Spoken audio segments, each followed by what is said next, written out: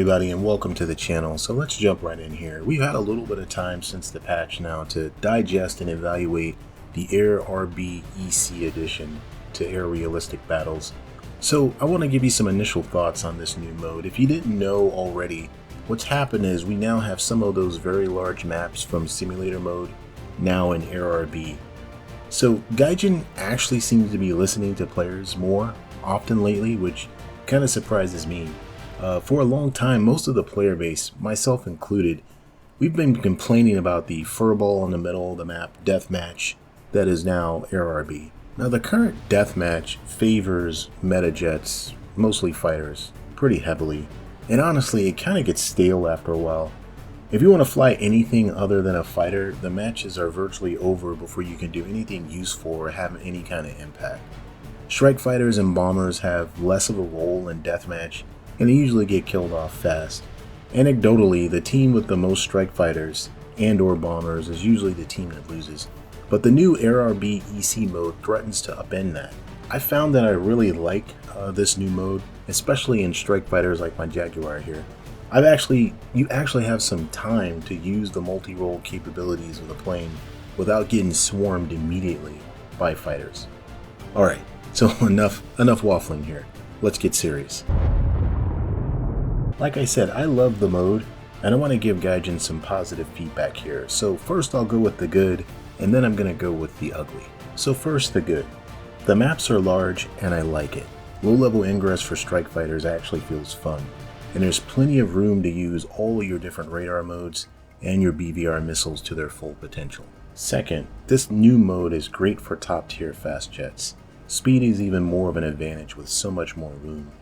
Using tactics and evading detection and then sneaking up on your enemy actually feels rewarding now. And third, this new mode forces players to manage their fuel and weapon loads better. Going afterburner all match isn't really viable here due to the distances involved.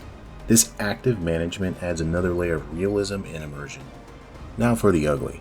First, I'll caveat this by saying Gaijin is working with what they have, so I won't be too harsh on them here. I'm just going to expect more from them in the future. Number one, and I acknowledge this is from a strike fighter bomber perspective, but AI targets on the ground need more work. They need to be more dynamic and more compelling to interact with. Just bombing bases is pretty numbing. We need more elaborate infrastructure to bomb. For example, destroying C2 nodes, logistics bases, real interdiction would be very interesting. Number two, there's no integrated air defense system to fly against.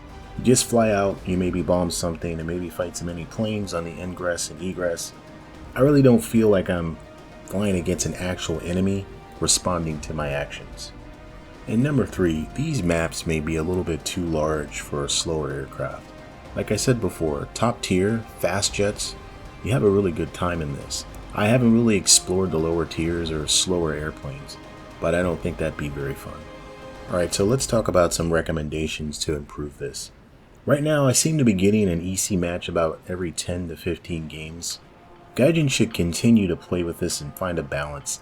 I think the frequency of occurrence is a little too low at the moment. I think they should also add more airfields for recovery, or even add airfields with bot aircraft. I think Gaijin should add integrated air defense networks. The Air RB EC mode could be a proving ground for additional armaments like anti-radiation missiles.